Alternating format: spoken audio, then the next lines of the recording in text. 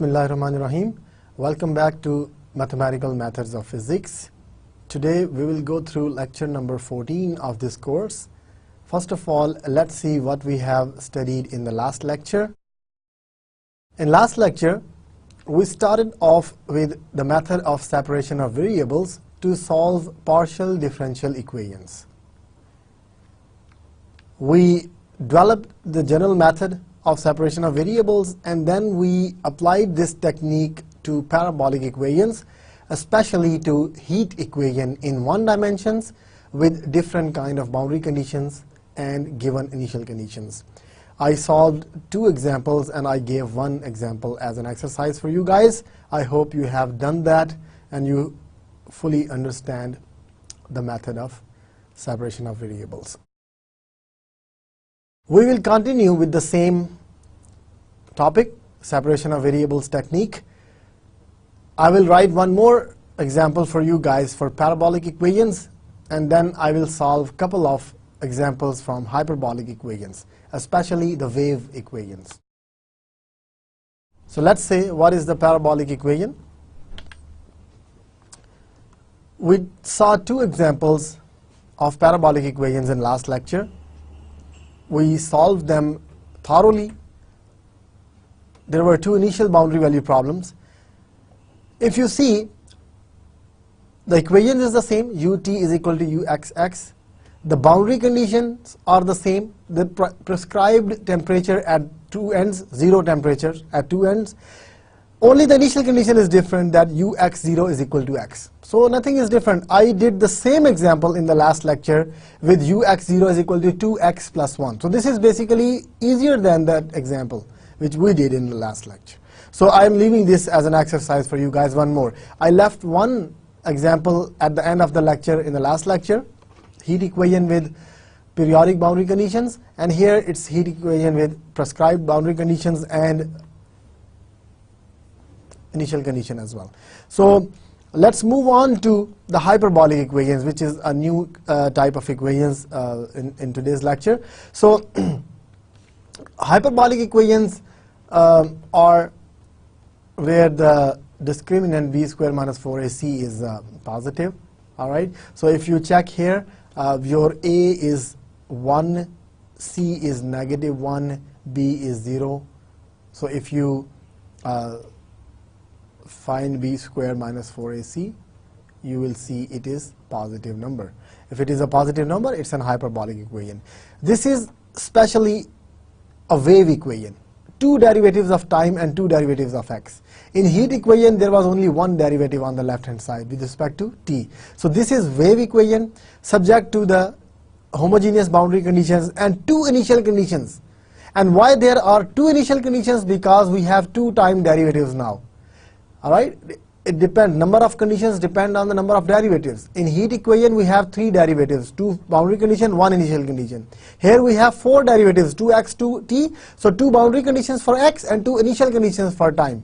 All right, that's why ux at 0 is given and ut at x0 is also given. I needed two initial conditions here. All right, so let's solve this equation by separation of variables technique. So this is the equation. Utxx is equal to let me tell you a little background of this wave equation. All right. If you take a string of length 1, unit length, string of unit length, it's tightly stretched. It's string placed at x-axis and it is tightly stretched, and it is tied at both ends, at 0 and at 1. So you have a string tied at both ends and it's tightly stretched as well. All right. You started with some kind of disturbance. You stretched a string and left it. So there should be vibrations in your string. All right. So the vibrations give you a little deflection. Maybe this is your new position of the string. All right, it comes down, it goes up, something like that. It can go up as well. All right, it can go further up, further down. So this is something is going on up and below. So at any point x, this distance, this displacement is your uxt. So uxt is displacement here, not the temperature. It is the displacement of the string at the point x and at any time t. It's going up and down. At the same x, it is going up and down, so it means it depends on t as well and the location as well. So this is the string. Now the boundary conditions which are 0, it means the displacement on the left hand side is 0, the displacement on the right hand side is 0. It means you are here, that at x is equal to 0, your displacement is 0. So you are tightly fixed here, and you have tied it down here as well. So when u is prescribed, that u0t is given and u at 1t is given, it means you have given the displacement at the ends where you have attached the string. If you have attached at 1, it means you are not on x-axis a little up, but it is still fixed ends. So whenever you give the values to u at both ends, it means you are giving the displacement, you are fixing the ends on both sides. All right? So this is what is happening basically. Initial condition is that initially your string was at 1, all right, and then the derivative of x with respect to t is x. All right, so let's implement the technique of separation of variables.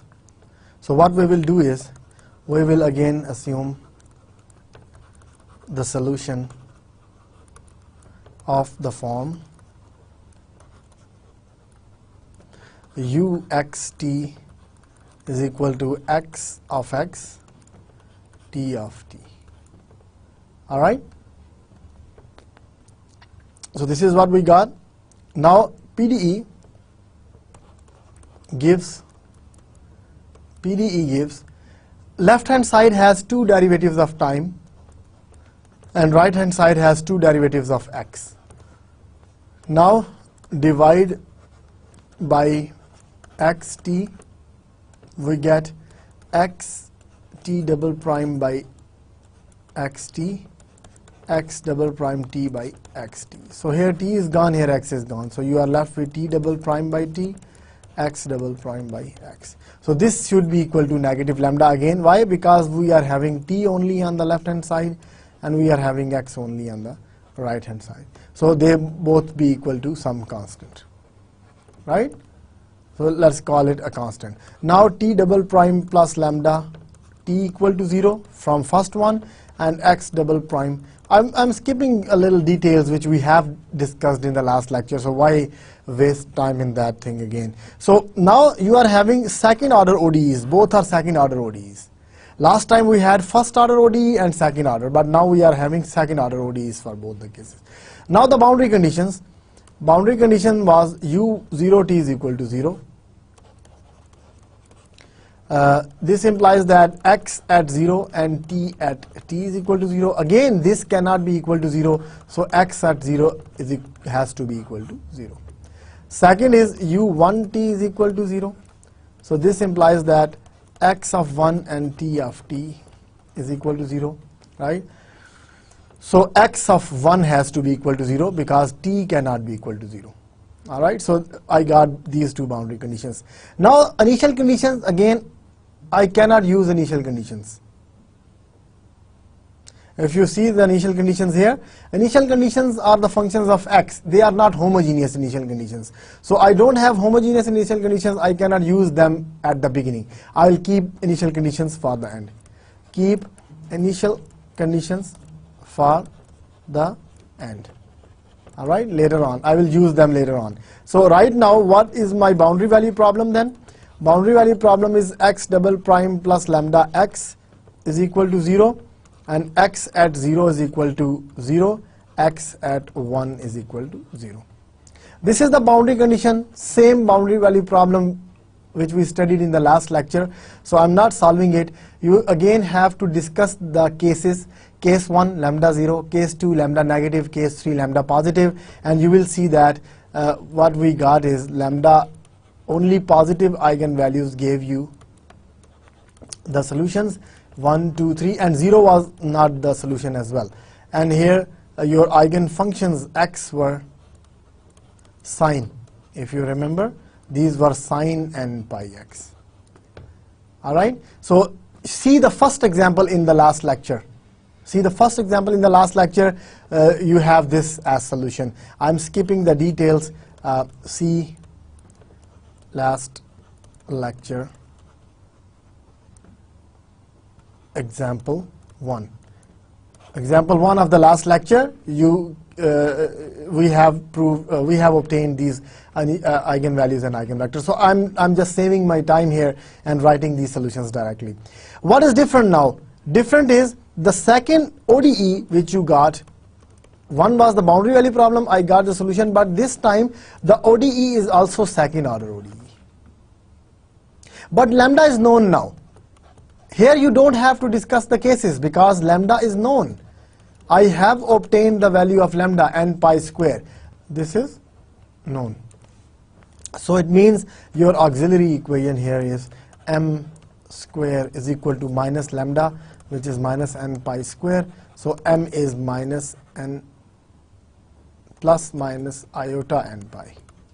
So this means your t of t is also of this form, c1 cosine n pi t plus c2 sine n pi t. All right? So this is what you got. Now I don't have initial conditions to use it here, so I need to write the product solution. So first write the product solution. What is the product solution? Product solution is unxt. I mentioned last time as well, we don't call it u right now. Product solution are many solutions, so I write u1, u2, u3, so on. So unx is, first was sine n pi x times, x was sine n pi x, right, times this whole thing. C, you can write an and bn instead of cn. Because now these are not just, now c1, c2 are not just two constants. These are not just two constants. You have, because you n, for every n you are getting different constants. So let's use an and bn for them. An cosine n pi t plus bn sine n pi t. You are not getting exponentials this time. So n goes from 1, 2, 3, and so on. So these are infinite many solutions. Again, principle of superposition gives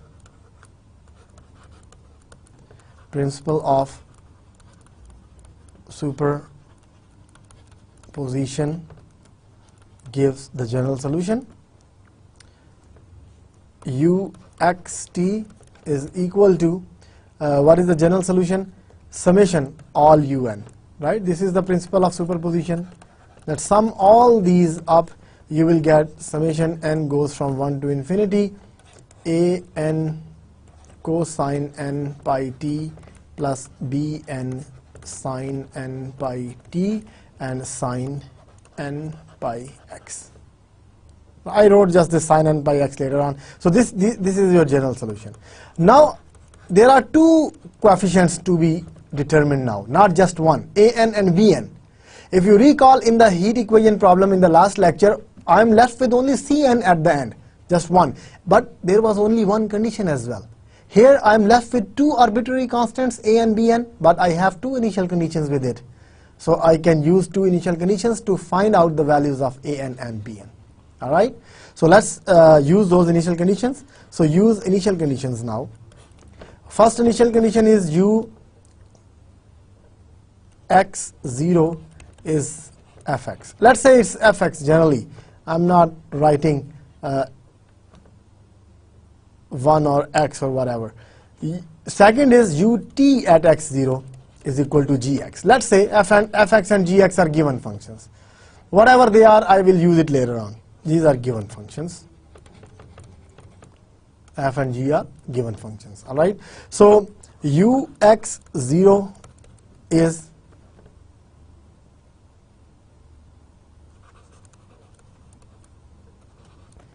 cos 0 is 1, sin 0 is 0. So I just got sin n pi x, right? Because cosine 0 is 1 and sin 0 is 0. So I am left with only an, and this sin n pi by x is there.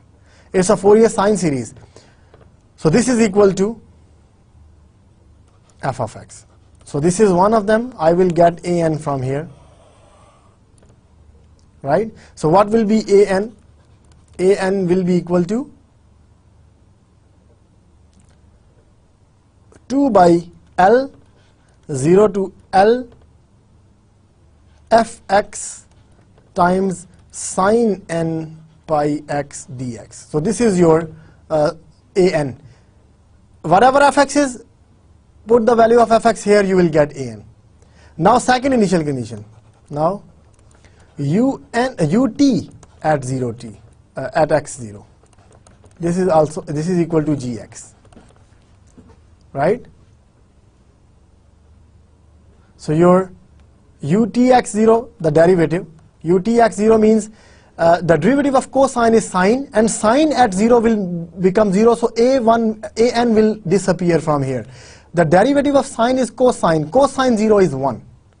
So I will get bn n pi cosine 0, which is n pi, and sine n pi x. So we will get series bn times n pi cosine n pi t, which is 1, and I'm left with sine n pi x outside, equal to g of x. This is again a Fourier sine series for bn. So what will be bn? But here our coefficient is not just bn, this is our coefficient, bn n pi. So this implies bn times n pi will be equal to 2 by L 0 to L gx now, because on the right hand side is gx. Gx sine n pi x dx.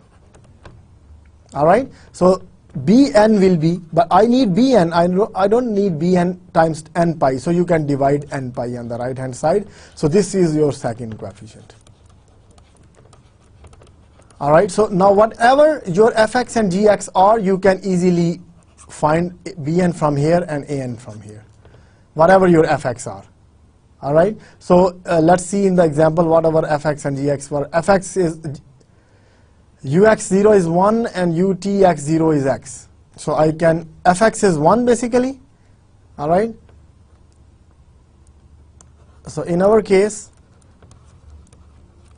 fx is 1 and gx is x. So I can use these functions to find an.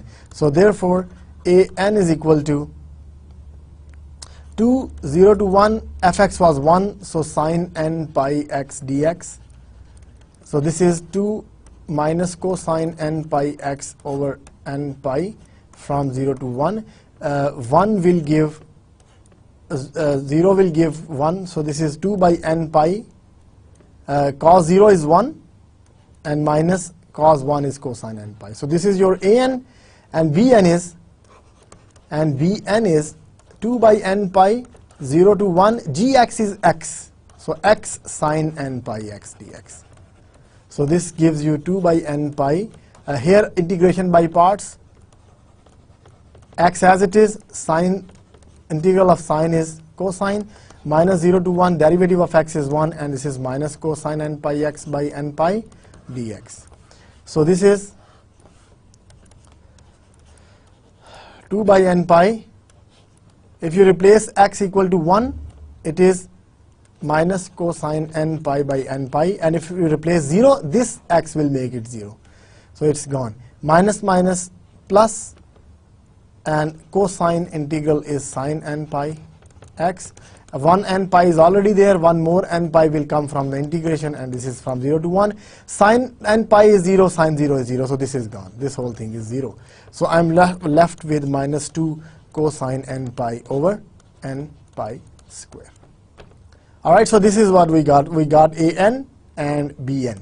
So I can replace an and bn here, sorry, here, here and here to get the value.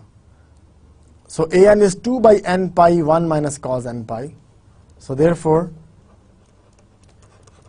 the required solution of the wave given initial boundary value problem is uxt is equal to summation n goes from 1 to infinity an cosine n pi t. An comes out to be 2 by n pi 1 minus cosine n pi this will go with cosine n pi t and plus bn. Bn comes out to be minus, so you can write minus 2 cosine n pi over n pi. This will go with sine n pi t, and outside was the eigenfunctions, which are sine n pi x.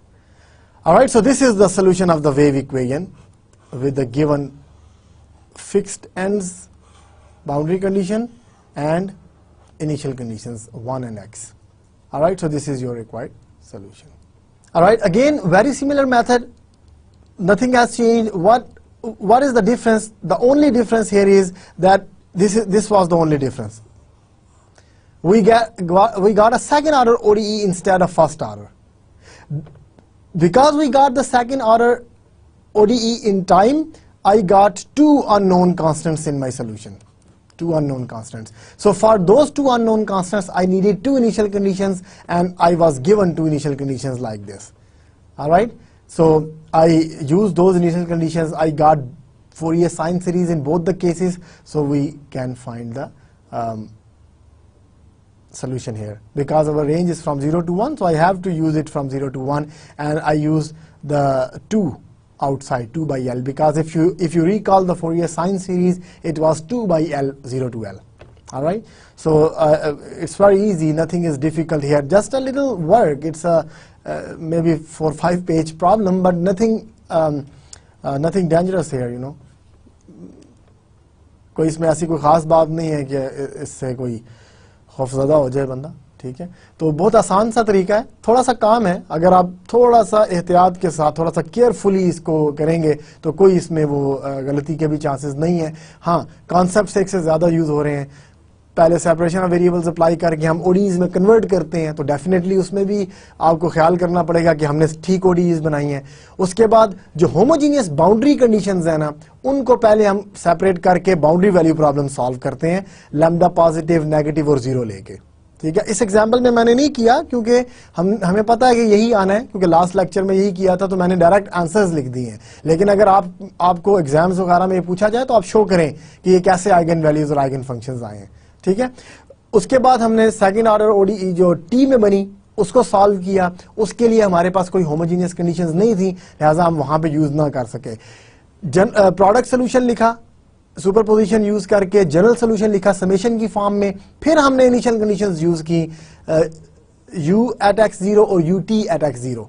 उनसे हमारे पास 2 Fourier series आ गई. Again एक नया concept आ गया Fourier series का, हमें वो भी आता है. फोरियर सीरीज का कॉन्सेप्ट यूज करते हुए हमने ए एन और बी एन डिटरमिन कर लिए एज फोरियर कोएफिशिएंट्स. तो जब वो निकल आए, अब हमारे पास हर चीज आ गई. ए एन भी आ गया, बी एन भी आ गया. रिप्लेस कर दें वापस, यहाँ पे ये देखें, ये ए एन आ गया और ये बी एन आ गया. That's it. अब हमारे पास कंप्लीट सोल्यूशन है डिफरेंशियल इक्वेशन का. इसमें अगर आप कंडीशंस डाल के देख लें कि क्या हमारे पास ये 0 आता है कि नहीं, 1 आता है कि नहीं आता. ठीक है.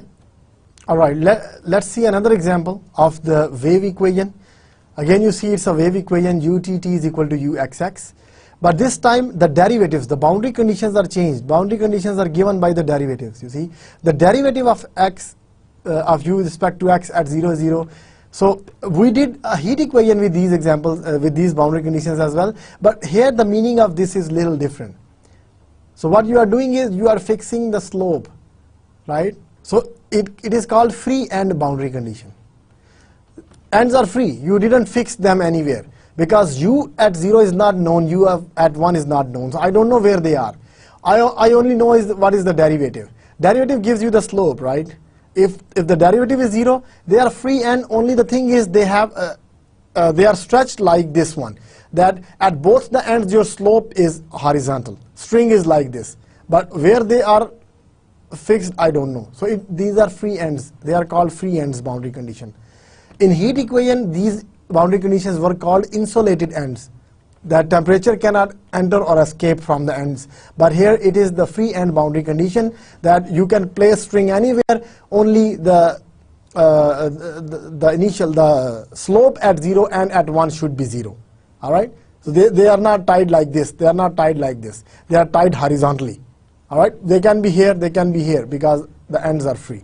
So now if I solve it with general scheme of separation of variables, again we can assume the solution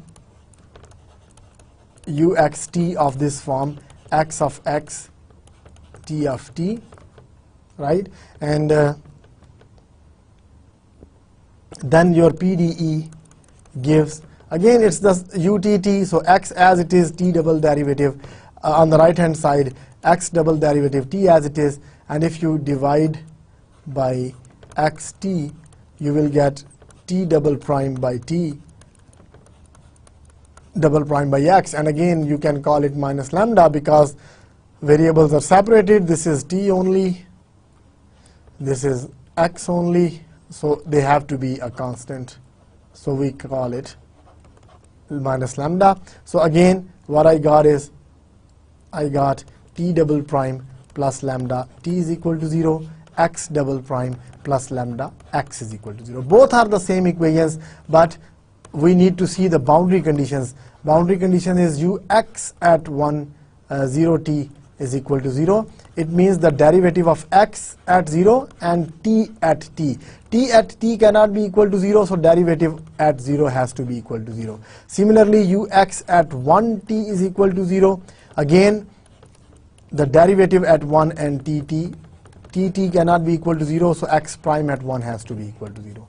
So therefore, the boundary value problem which we get is x double prime plus lambda x equal to 0, x prime at 0 is equal to 0, x prime at 1 is equal to 0. This is the boundary value to be solved. So we will not solve this first. This is later. This is first, because the boundary conditions are here. So this will give me the value of lambda. Again, from last lecture, I'm not wasting my time here, but again I'm telling you, if the question comes in the exam, you have to prove it, how you got these eigenvalues and eigenvectors. So from last lecture, example 2, we know that lambda was n pi square, and in this case n was 0, 1, 2, 3, not just 1, 2, 3. The reason is lambda is equal to 0 was also an eigenvalue. So if I replace n is equal to 0 here, it is 0. So lambda 0, n is equal to 0 is included here, and eigenfunctions were cosine n pi x in this case. Cosine n pi x, and you see when n is equal to 0, cosine 0 is 1. So constant. If you remember the last lecture, the eigenfunction corresponding to lambda is equal to 0 was a constant. So 1 is a constant here. So I removed the constant because we will add these constants later on in our general solution.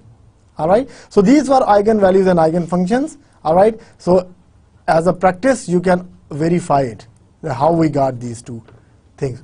They are done in the last lecture. I did in the last lecture. So without going back to the last lecture, just do it as a little exercise and see whether you can get these eigenvalues and eigenfunctions or not. All right.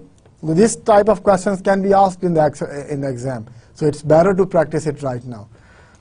Now, the ODE which we got is the second order ODE, which is t double prime plus lambda t is equal to 0. But lambda is now known to us. Lambda is n pi square t is equal to 0. So here if I take the auxiliary equation, m square is equal to minus n pi square. So m is again plus minus iota n pi. So therefore your t is c1 cosine n pi t plus c2 sine n pi t. Exactly the same t which we got in the last example. So therefore the product solutions are, first of all I need to write the product solution. So the product solutions are unxt is equal to, again I'm writing an for c1 because I need to write the subscript. A1, A2, A1, B1, A2, B2, these are different for every n. That's why we are writing subscript n plus bn sine n pi t. This is your t of t, and in this case our x of x is cosine n pi x. So this is the case for n goes from 0, 1, 2 and so on. See, when n is equal to 0, sine 0 is 0, cos 0 is 1, and a 0, and this a 0 and cos 0 is 1 as well. So you are just getting a naught for n is equal to 0. So constant solution for n is equal to 0. That's why instead of writing that lambda is equal to 0 eigenvalue separately, I have included it into the other eigenvalues, positive eigenvalues, because n0 gives you exactly the same thing, lambda 0 and x constant. All right. Again, the general solution is therefore, by using the principle of superposition, I can write the general solution as uxt is equal to summation n goes from 1 to infinity unxt. What are unx? No, n goes from 0 to infinity this time. N goes from 0 to infinity. So your un is an cosine n pi t plus bn sine n pi t, and outside is cosine n pi x. All right. So this is your general solution, where an and bn need to be determined, and we have two initial conditions. Again, initial conditions are ux0 is equal to f of x and utx0 is equal to g of x. Again, fx and gx are given functions. In our case, I think they are x and 2x, whatever. Let me see here. X and 2x minus 1. So fx is x, gx is 2x minus 1, but I can plug in the formulas later on. So first initial condition, that ux0 is equal to fx. So this implies that ux0 is n goes from 0 to infinity, an cosine 0 is 1 and sine 0 is 0. So you got an and cosine n pi x. So you got the cosine series is equal to f of x. So from here, it is very easy to write a naught and an, because a naught has separate formula. It is 2 by L 0 to L fx dx. There is no sign with an, but with an you have 0 to 1 fx cosine n pi by x. So you have to write, even though here there is only an, but n is equal to 0 gives you a naught, and a naught does not have any function with it. A naught is alone. So that's why you don't multiply anything with f of x, you just integrate f of x. All right. And second condition is ut at x0 is equal to g of x. So this implies that the derivative at x is equal to 0. Now the derivative gives you, this makes sine, so sine 0 is 0, this becomes cosine and cosine 0 is 1, but n pi will come up front. So bn times n pi cosine n pi x is equal to g of x. So again here b naught will be 2 by L, but n pi will come down as well, and 0 to L gx dx, and bn is 2 by n pi L 0 to L gx with cosine n pi x dx. So these are our formulas for a naught, an, b naught, and bn. All right. Actually, you don't need basically to find bn. The reason is, when n is equal to 0, this sine 0 is 0, so there is no b0 in your discussion. Actually, it's just a naught and then a1, b1, a2, b2, c2. So this is not necessary, means this will be extra. If you don't want to find it, you can leave it. All right. So a naught, an, and bn are basically necessary. All right. So in our case, fx is equal to x and gx is equal to 2x minus 1. These are given conditions. In the problem, these conditions are given. All right. So in this case, your a naught is 2 by 1, because L is 1, and fx dx. So that is 2x squared by 2 from 0 to 1. So that is 1 by 2. So it's 1. Right. an is equal to 2 by 1, 0 to 1 x times cosine n pi x dx. You can use integration by parts. So x as it is, cosine has sine n pi x by n pi from 0 to 1, minus 0 to 1, 1 times sine n pi x. Simple integration by parts dx. This is 0, because sine n pi is 0 and sine 0 is 0. So this is gone. So you are left with only minus 2 by n pi, and the derivative of sine is minus cosine n pi x by n pi from 0 to 1, this integration. So I got a minus minus plus 2, at 1 it's cosine n pi, and at 0 it's 1 divided by n pi square. So this is your an, and for bn is 2 by n pi 0 to 1 gx is 2x minus 1 cosine n pi x dx. All right, so I replace the value of gx for bn. So this is 2 by n pi, integration by parts, first function as it is, second function sine n pi x by n pi 0 to 1, 0 to 1, the derivative of first function and the integration of second function dx. So this is again 0 because sine n pi 0 and sine 0 is 0. So you got 2 by n pi and minus 2 by n pi. So that is minus 4 by n pi square. And what is the integration of sine? It's minus cosine. So I can make it plus outside to adjust the minus sign. And now if you plug in 1, so that is 4 times cosine n pi minus cosine 0 is 1 divided by n pi cube. So this is your bn. All right. So therefore the general solution, therefore the required solution of a given initial boundary value problem, because I have initial conditions and I have boundary conditions as well, so we can call it initial boundary value problem.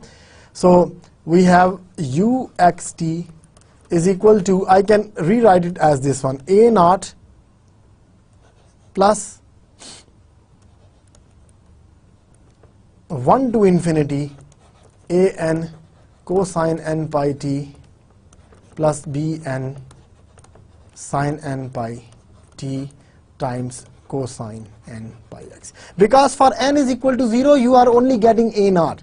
If you take n is equal to 0, cos 0 1, sine 0 0, cos 0 1, so you are getting just a naught. So why bother writing b naught? So a naught plus n goes from 1 to infinity, so on. All right. So a naught is 1 by 2, 1 plus 1 to infinity. I'm recalling the value of a naught. A naught is 1. This is an, 2 cos n pi minus 1 over n pi square. So 2 cosine n pi minus 1 over n pi square. This is an with cosine n pi t plus bn is 4 times cosine n pi minus 1 over n pi square sine n pi t and multiplied by cosine n pi x. So this is your complete solution, uxt. All right. This is your complete solution of the given initial boundary value problem. All right. So so we have solved these two examples in great detail. So again, same process, nothing is different. We took product solution, plugged that back into the given equation. ठीक है, तो हमने क्या किया कि हमने product solution assume किया कि late uxt be look like this one. ये हमने इक्वेशन में रखा, तो यहाँ पे xt डबल प्राइम और x डबल प्राइम t आ गया. xt से डिवाइड करने के बाद आपने वेरिएबल सेपरेट कर दिए. वेरिएबल सेपरेट हो गए तो ये माइनस लैम्डा के इक्वल होना चाहिए. यहाँ से आपके पास दो इक्वेशंस आई. गिवन बाउंड्री कंडीशंस को यूज करते हुए मैंने ये दो बाउंड्री कंडीशन निकाल ली. ठीक है, और ये these boundary conditions will go with this one. All right, because they are the conditions on x. तो ये हमारे पास बाउंड्री कंडीशन आया, इसको सॉल्व करना है. ये ऐसे ही नहीं लिख देना. सॉल्व किया हमने इसको, तो ये हमारे पास ये आई, और इसको मैंने आपको रेफरेंस दिया कि अगर आप लास्ट लेक्चर देखें तो हमने इसे सॉल्व किया और ये आइगन वैल्यूज आइगन फंक्शंस निकाले थे. ये निकाल लिए, तो आप लैम्डा की वैल्यू यहाँ पे डाली तो t का भी सोल्यूशन आ गया. ये सोल्यूशन आने के बाद मैंने C1 C2 को A एंड B एन से रिप्लेस किया तो आपके पास प्रोडक्ट सोल्यूशन आया। प्रोडक्ट सोल्यूशन को सम करने से जनरल सोल्यूशन लिख दिया। जनरल सोल्यूशन पे इनिशियल कंडीशंस लगाने के बाद हमने A n और B n की वैल्यूज निकाल ली। यहाँ पे हमने कहा कि B नॉट एक्स्ट्रा है, अगर इसको ना भी निकालें तो खैर है क्योंकि आपके सोल्यूशन में ये नहीं आएगा। तो by using these given functions f(x) and g(x) I obtain A naught, A n and B n and replace the values back in the solution to get the final answer. Alright, let's see another example of the wave equation. UTT(xt) is equal to UXX(xt).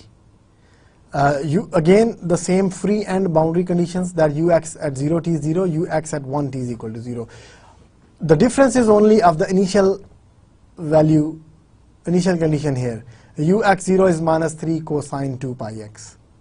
Alright, so what we can do is, again, assuming the same solutions, same boundary conditions, I guess boundary conditions are not changed, so what I will be getting, repeating the same process,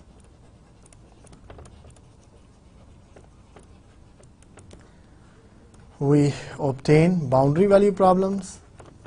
What will be the boundary value problem? I'm writing it directly just because we have been doing this for so long now that we memorized everything almost. X prime 0 is equal to 0 and x prime at 1 is equal to 0. The ODE which we get for t is t double prime plus lambda t is equal to 0. Alright, so this is what you will get. So here again this has answer as n pi square and goes from 0 1 2, just in the last example, and x is equal to cosine n pi x, and this has solution t is equal to c1 cosine n pi t plus c2 sin n pi t. Alright, by skipping the details I am writing the final solution because this is the very same example till here. So I can write the solution as A naught plus n goes from 1 to infinity A n cosine n pi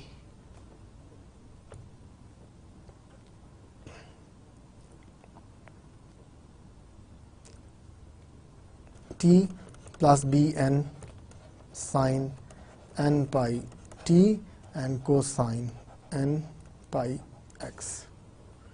Alright, so the difference is only of your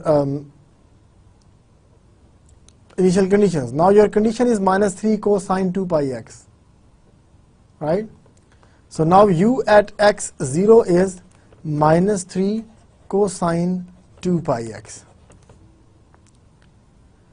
And if you simply compare, ux0 is what? Ux0 is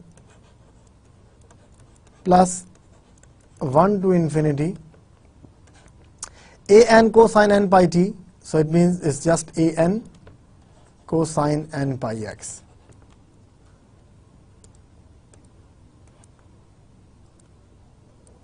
is equal to minus 3 cosine 2 pi x.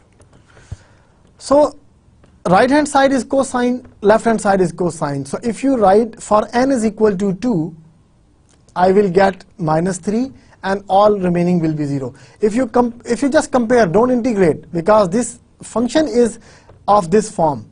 So why integrate? What you can do is you can just compare that a naught is 0, a1 is 0, a2 is minus 3, and then a4, a5, a so on, these are all equal to 0. So do you understand what happened here?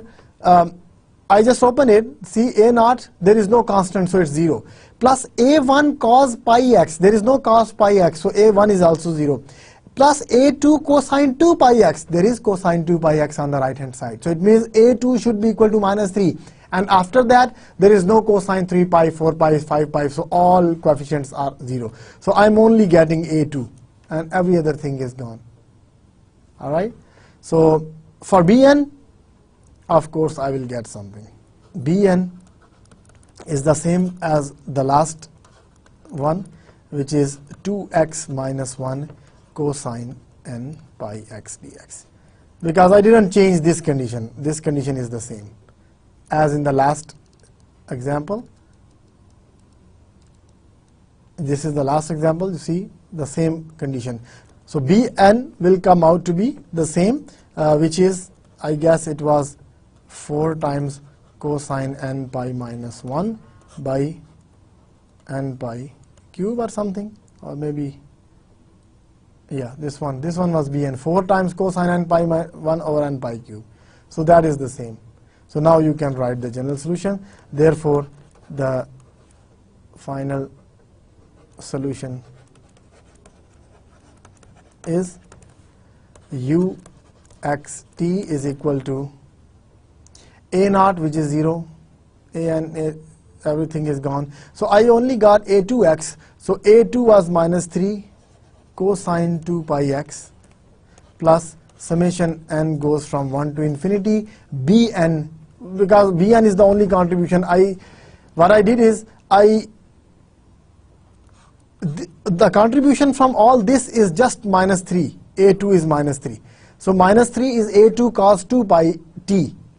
All right.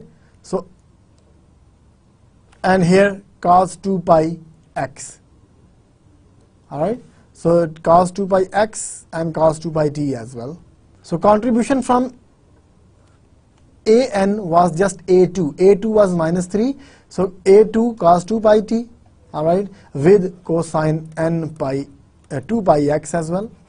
All right, but then the contribution from Bn is of course the full contribution. So Bn will remain, because here with every n it is changing. N pi cube sine n pi t and cosine n pi x. So I brought this an outside of my summation. So summation only goes with Bn now. All right. So because I only got A2 as non-zero value. This is your A2. That's it, and nothing else. Remaining all were 0, so I didn't bother writing them. So this is your final solution.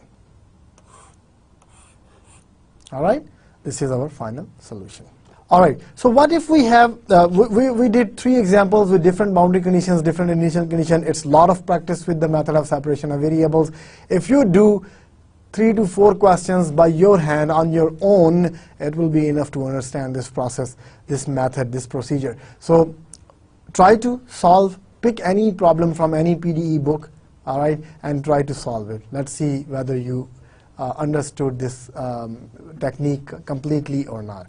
So I guess in the last lecture, if you remember, we wrote the heat equation with these type of boundary conditions, that u at minus 1t was same as u at 1t, and ux at minus 1t is same as ux at 1t. So these were 2 boundary conditions. These are mixed boundary conditions, periodic boundary conditions basically, right? These are called periodic boundary conditions. Try this one as well. All right. What will happen? You will get the same. The boundary value problem will be the same, that x double prime plus lambda x equal to 0 in both heat and wave equation. All right, for both heat and wave equation, you will get exactly the same boundary value problem. So discussing this separately will be really helpful. I have 10-15 minutes, so why not do some more stuff. So x double prime plus lambda x, these conditions, if you see, this will give you x at minus 1 same as x at 1, and x prime at minus 1 same as x prime at 1. If you want to see, the reason is, let me do it aside. The reason is u at minus 1t is equal to u 1t. U at minus 1t means x at minus 1 and capital T at t, and again x at 1 and capital T at t. These two will be, because t and t are the same, so they will be equal if and only if x at minus 1 is the same as at x at 1. All right. So similarly for the derivatives, ux, I'll get primes here. If I replace this by derivative, I'll get primes here, and x prime at -1 will be same at x at 1. So these are the two boundary conditions. So now let's solve this one. We have not solved this type of boundary value problem before. Again, 3 cases. Case 1. This will help you solving the, I hope you have already solved this one because you have seen the lecture, the previous lecture. And as I left this boundary value problem as an exercise for you guys, if you have done it, you can compare it with my calculation right now. If you have not done it, then see what's going on here and try to do it on your own, and let's see whether you can handle this type of boundary value problem or not. So for lambda is equal to 0, x double prime is 0, so x is equal to c1x plus c2. All right. I need the prime as well, so let's find x prime as well. Now x at 1 is equal to x1. This is your first boundary condition. X at -1 is minus c1 plus c2, and x at 1 is c1 plus c2. C2 cancels out, so minus c1 goes over there, so 2c1 is equal to 0. This implies that c1 is equal to 0. All right. Now x prime at -1 is the same as x prime at 1. X prime at -1 is c1, x prime at -1 is c1, so that is true, no problem with it. All right. So this implies that c2 is arbitrary. We did not get any value of c2, right? Only c1 came out to be 0. This is 0 equal to 0, that's fine. So I'm not getting any value of c2, so it means c2 is arbitrary. So therefore x is equal to constant is a non-trivial solution, so is an eigen function corresponding to the eigenvalue 0. So it means lambda 0 is an eigenvalue, and this is the corresponding eigenfunction. So lambda 0 gives you the eigenvalue. Case 2, lambda negative.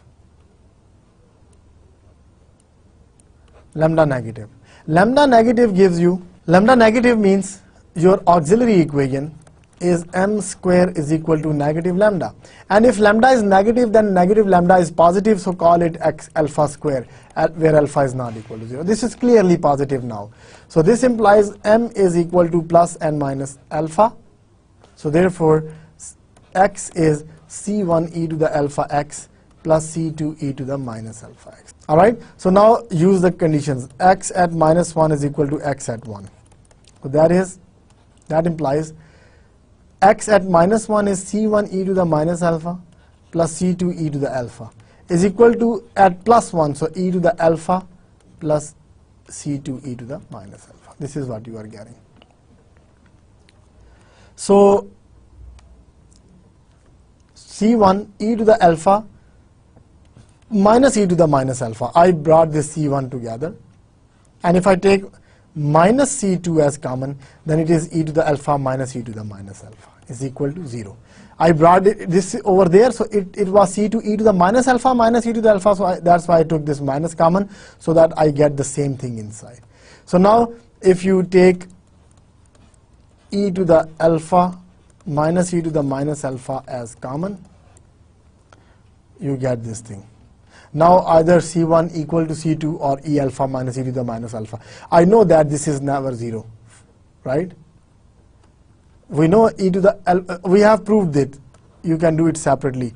If this is equal to 0, then e to the 2 alpha is equal to 1, right? You can bring it there, divide, and so 2 alpha is equal to 0, alpha is equal to 0, not true. This is not possible, so this implies that c1 minus c2 has to be equal to 0. It means c1 is equal to c2. All right? So c1 is equal to c2, so I got c1 plus c1. So this implies your x is c1 e to the alpha x plus c1 e to the minus alpha x. c1 is common. Or you can write c1 e to the alpha x plus e to the minus alpha x. This is your x now. So second is x prime at -1 is x prime at 1. So I have to use the second boundary condition, c1. The derivative is alpha e to the alpha x. So alpha e to the alpha, because x is 1, and minus alpha e to the minus alpha, because x is 1, equal to C1 x prime of 1. X prime of 1 is, this is minus 1, so this will make it minus and this plus, and this is alpha e to the alpha minus alpha e to the minus alpha. This is what you are getting. All right. So now if you combine them, C1 alpha e to the minus alpha minus alpha e to the plus alpha minus alpha e to the alpha and plus alpha e to the minus alpha equal to 0. Right? So this implies that C1, 2 times C1. See, these are 2, 1 and 1, 2 minus 2. So if you take 2 common, you get alpha e to the minus, you can bring alpha common as well. So 2 is common, alpha is common, so C1 is outside. Inside is e to the minus alpha minus e to the alpha is equal to 0. All right, so you got this one, 2 alpha C1. Because these are twice, both are doubled. That's why I took 2 as common. Alpha is also common, you can bring it out. All right. So again, this thing is not equal to 0 because e to the minus alpha minus e to the alpha is 0. It means e to the minus 2 alpha is equal to 1. And if you take log, this is equal to 0. So this is alpha is equal to 0, which is not true because our alpha is not equal to 0 here. So again, this cannot be equal to 0. So this implies that C1 has to be equal to 0. If C1 is equal to 0, implies C2 is equal to 0 because C1 and C2 are equal here, right? So this implies you got only trivial solution. Trivial solution, so lambda negative is not an eigenvalue. So x equal to trivial solution, so again it means your lambda negative is not an eigenvalue. All right, so we don't have to worry about this value now. Go on to case 3 when lambda is positive. If lambda is positive, m square is equal to minus lambda. You can write minus lambda square because lambda is already positive. So I can call lambda is equal to alpha square. From here it is plus minus iota alpha. So x is C1 cosine alpha x plus C2 sine alpha x. X prime at minus 1 is equal to x prime at 1. This implies that C1 cosine alpha minus C2 sine alpha, because when x is negative 1, cosine minus alpha is the same as cosine alpha, but sine negative alpha is minus sine alpha. That's why minus comes out. Equal to x1, so C1 cosine alpha plus C2 sine alpha. So from here, C1 cosine alpha is gone. So you got 2C2 sine alpha is equal to 0. Now either sine alpha is 0 or C1 is equal to 0. We can take sine C2 is equal to 0 because right now we don't have any problem. All right. So let's see what is the second equation. Let's take the derivative. What second equation gives, then I can, this is not the derivative. This is just x. This is just x. Now take the derivative condition. This will give me, the derivative is minus C1 alpha sine alpha, minus C1 alpha sine alpha. So minus C1 alpha sine alpha, and x1 is negative, which will come outside. And here C2 alpha cos alpha. So C2 alpha cosine alpha equal to minus C1 alpha sine alpha plus C2 alpha cosine alpha. All right. So here again, this is gone. So you are left with 2C1 alpha sine alpha is equal to 0. So in both the cases, you are left with sine alpha, right? So it means if I take C2 equal to 0, it means sine alpha is not 0, then C1 also will become 0 here. So I can take, so this implies sine alpha is equal to 0, and C1 and C2 are both arbitrary. Because when I took C1 sine alpha to be equal to 0, it means C2 can take any value. Similarly, if sine alpha is 0, then C1 can take any value. So these both becomes arbitrary. So here alpha is n pi, so lambda is n pi square. All right. So lambda is n pi square, n goes from 1, 2, 3, so on, and our eigenfunctions are both now. Because C1, C2 are both arbitrary, so their combination cosine alpha x, or alpha is n pi x, plus C2 sine n pi x.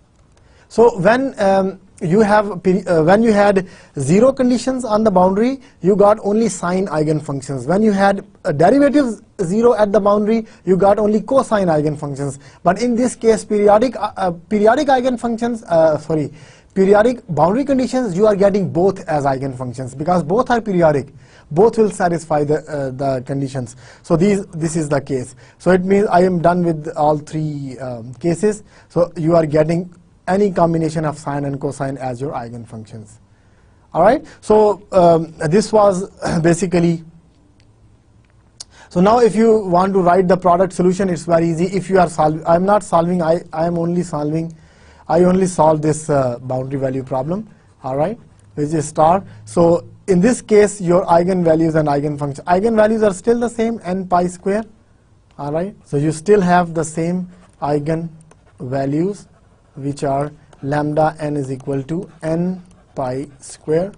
N goes from 1 to 0 is also included.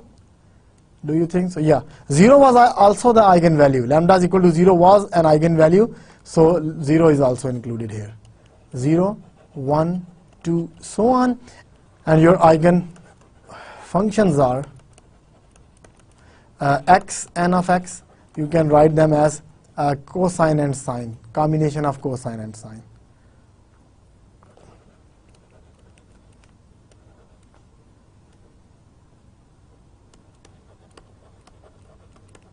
Right? I'm writing the set of eigenfunctions. Both are eigenfunctions. Because when n is 0, cos 0 is 1, sin 0 is 0. So you are getting a constant eigenfunction. That's fine. Or if you want to write any combination, that's your choice. You can do that.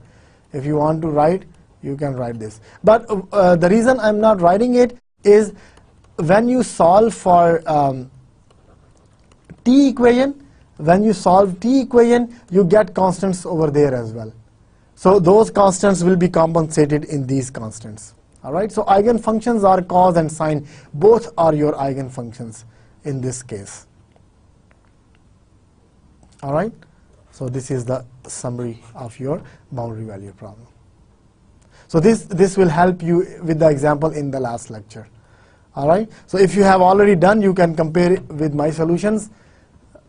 All right. And if you have not done it before, then of course this is the solution for you guys. All right. So let's summarize what we have done today. We started off with the same technique, separation of variable, where we left off in last lecture, and I did 3-4 more examples. I left this one is for you because this is very similar to what we did in the first example. All the solution is the same. At the end, when you apply the initial condition, this is only difference. All right. So you repeat the whole process. At the end, your fx is different. Then I went on to solve wave equations with different boundary and initial conditions. First we solved this equation, then we solved this problem, and after that I solved this problem. I solved all of them, and then I solved one boundary value problem with the periodic conditions as well. All right. So today, so this is the separation of variable technique for parabolic and hyperbolic equations. Next time we will continue with this one, and we'll solve the elliptic equations, which is the most well-known elliptic equation is the Laplace equation. We can solve the Laplace equation with the separation of variables with different kind of boundary conditions. So this is it for today's lecture. I'll see you in the next lecture, inshallah. Till then, Allah Hafiz and Assalamu Alaikum.